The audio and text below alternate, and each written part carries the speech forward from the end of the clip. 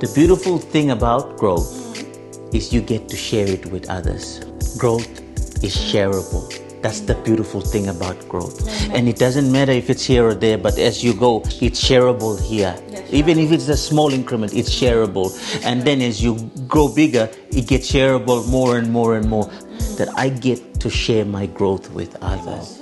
So when you have sorted that place where the bills are taken care of, your mind then switches to your growth. That's right. Because you know that you covered your base. That's right. You know. That's But when you have not looked after your base, That's right. your focus is then divided. That's You're right. trying to grow, but you've taken a risk.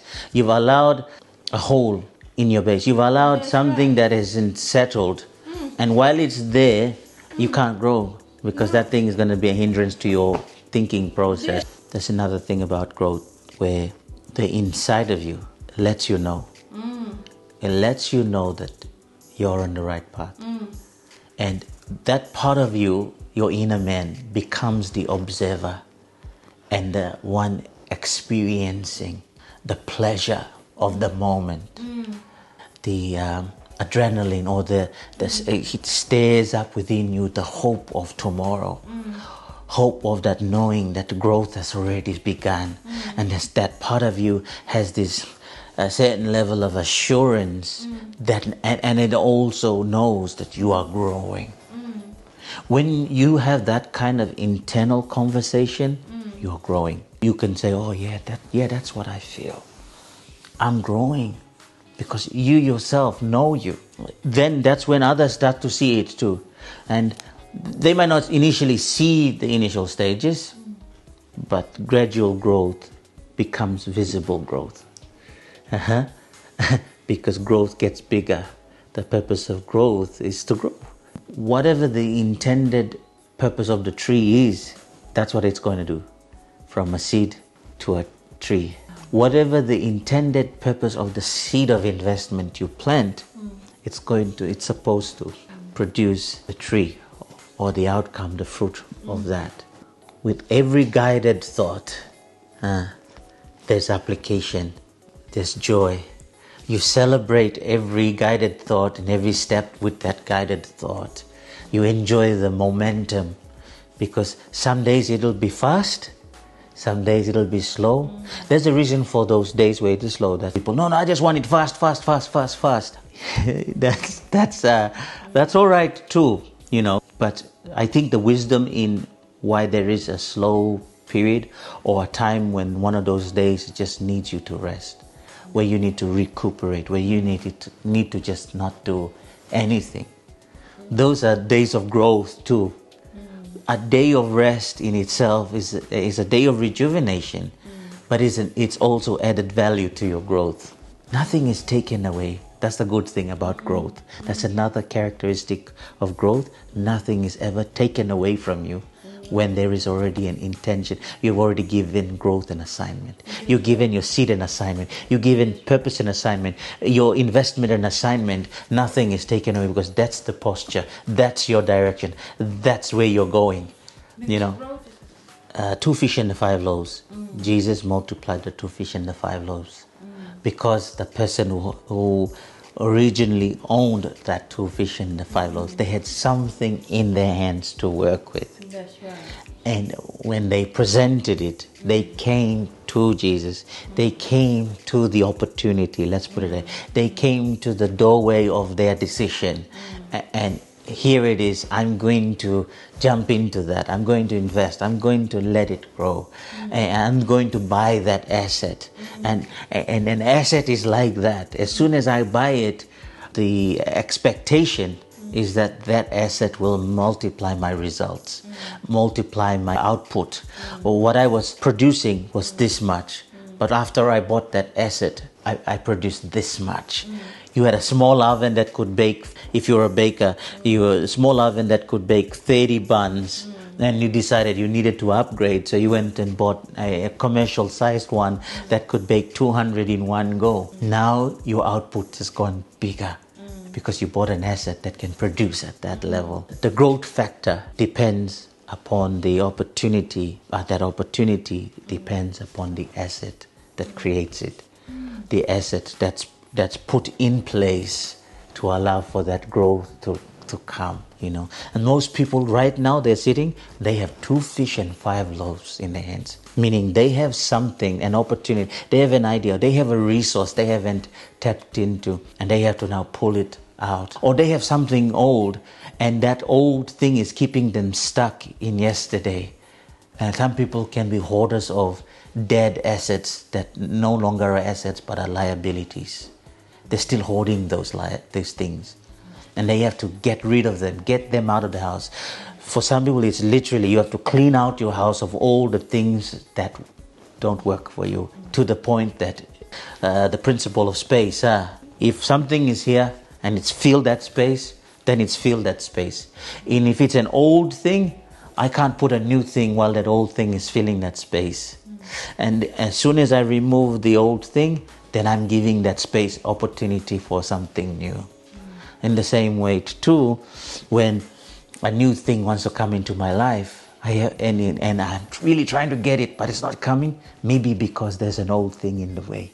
And I have to get rid of it so that the new thing can come. But I love the multiplication factor. One of the characteristics or attributes of growth is multiplication. Growth responds when you feed it the right ingredients, or when you implement the right kind of, or you put in the right resources, the right assets. Growth responds to the type of resources and equipment that's present to allow it to blossom.